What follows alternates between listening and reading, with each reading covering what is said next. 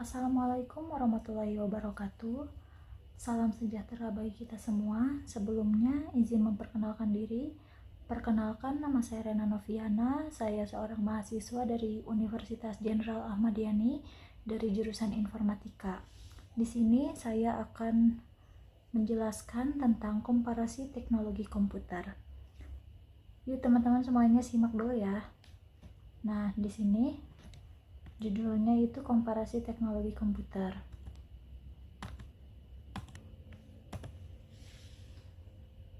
Nah, di slide pertama itu kita akan membahas tentang prosesor, VGA, dan storage. Lalu selanjutnya kita juga akan menjelaskan tentang perbandingannya antara prosesor, VGA, dan storage.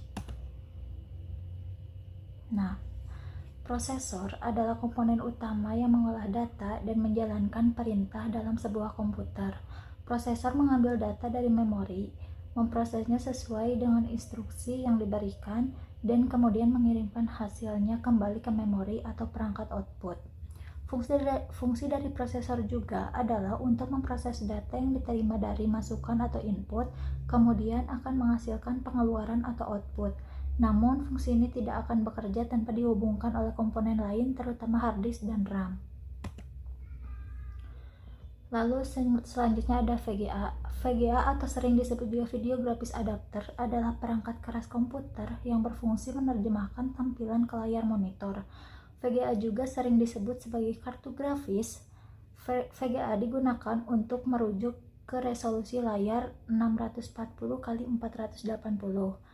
Terlepas dari produsen perangkat keras kartu grafis, fungsi lain dari VGA juga adalah untuk menerjemahkan output di CPU ke monitor sebagai penghubung komputer ke TV dan membuat kualitas grafisnya semakin bagus.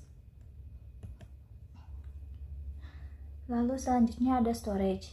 Storage adalah tempat menyimpan data yang diolah oleh komputer, baik secara sementara maupun permanen.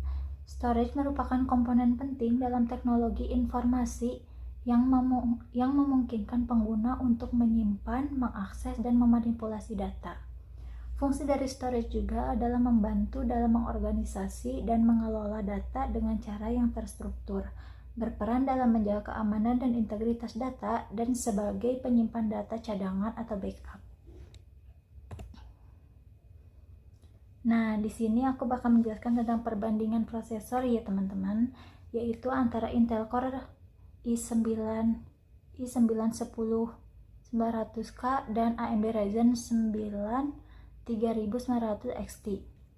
Di Intel Core mempunyai 10 CPU cores, 20 CPU threads, 3,7 GHz base clock, up to 5,2 GHz, Intel Turbo Boost teknologi 3,0, up to 5,3 GHz, Intel Thermal Velocity Boost Frequency 125 Watt Default TDP. Sedangkan di AMD Ryzen adalah 12 CPU cores, 24 CPU threads, 3,8 GHz base clock, up to 4,7 GHz max, boost clock PCIe 4,0 support, dan 105 watt default TDP. Nah, terus dalam Cinebench R20 CPU benchmark juga di single core di AMD Ryzen 9 3900 XT mempunyai single core 538, sedangkan di Intel Core mempunyai single core 521.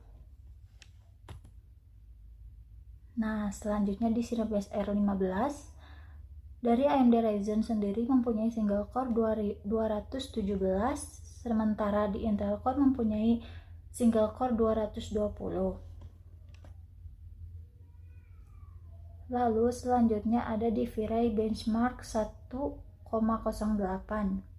Di AMD Ryzen mempunyai waktu 45 detik, sedangkan di Intel Core mempunyai 50 detik. Nah, sekarang di bagian Adobe Media Encoder.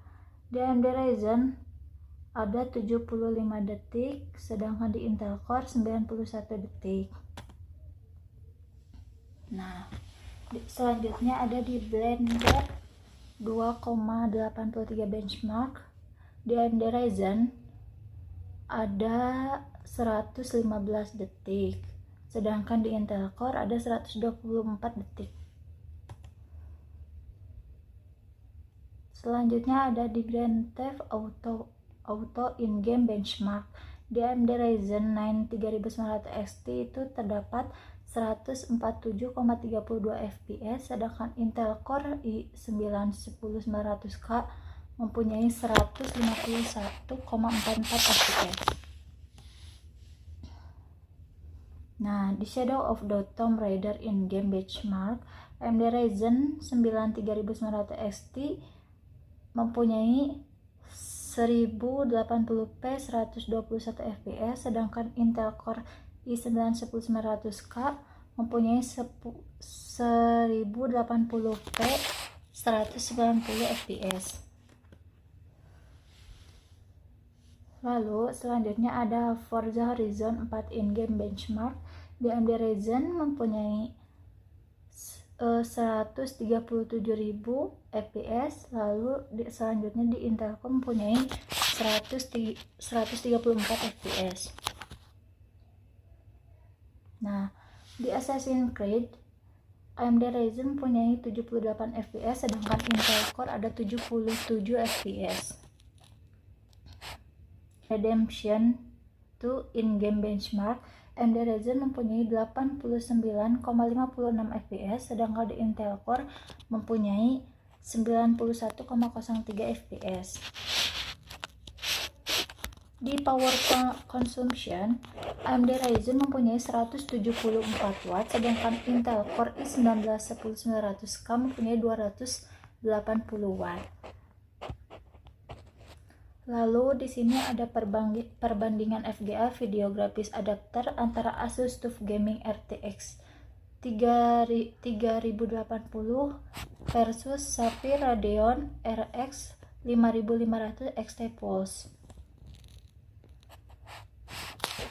Perbandingan antara kedua tersebut adalah di Asus TUF Gaming RTX 3080 mempunyai core 8704 CUDA core, 68 RT core, 272 Tensor core.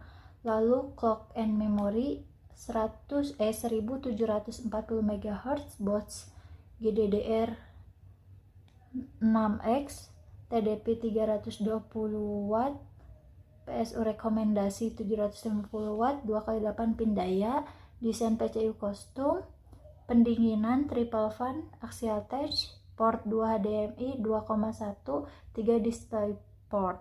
Sementara di Sapphire Radeon RX 5500 XT Pulse mempunyai core berbasis arsitektur ADNA 1408, stream processor, clock and memory bus clock hingga 1845 MHz, GDDR6 4GB atau 8GB, 128 bit bus, TDP 130 watt.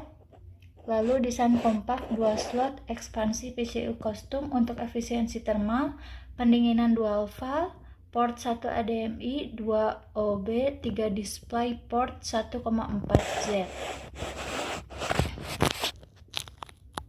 Nah, di sini perbandingan VGA itu mempunyai Nvidia GeForce RTX 2060 1942.9, di GeForce GTX mempunyai 17.653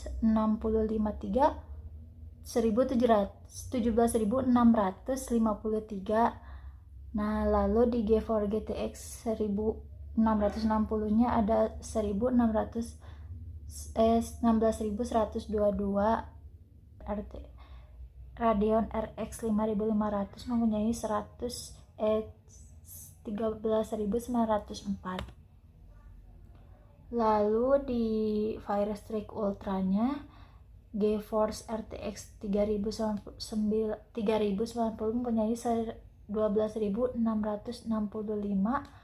Lalu di Asus TUF Gaming RTX mempunyai 10.843, dan di GeForce RTX 3080 Founders Edition mempunyai 10.617. Lalu selanjutnya di Sapphire Radeon RX 5500 XT Plus 4GB mempunyai 4.772. Selanjutnya ada GeForce RTX mempunyai 20.061. Lalu di Asus TUF Gaming mempunyai 17.876. Lalu GeForce RTX mempunyai 17.434. Perbandingan storage antara SSD dan HDD. SSD atau sering dikenal dengan Solid State Drive mempunyai kecepatan yang sangat cepat, desainnya tidak ada komponen mekanis dan tahan guncangan, kapasitas dan harganya besar tapi mahal, daya hematnya hemat daya. Kelebihannya itu cocok untuk performa tinggi seperti gaming dan editing, kekurangannya itu cuma mahal aja. Lalu yang keduanya itu ada HDD atau hard disk drive, memiliki kecepatan yang lebih lambat, desainnya ada piringan mekanis, rentan guncangan, kapasitasnya besar dan harganya yang lebih murah dibanding SSD.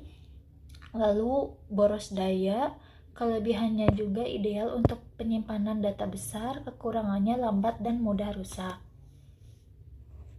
Nah, segitu aja teman-teman dari aku. Mohon maaf ya kalau misalnya aku penjelasannya kurang jelas, bisa dikoreksi lagi sebelumnya. Makasih. Segitu aja dari aku. Wassalamualaikum warahmatullahi wabarakatuh.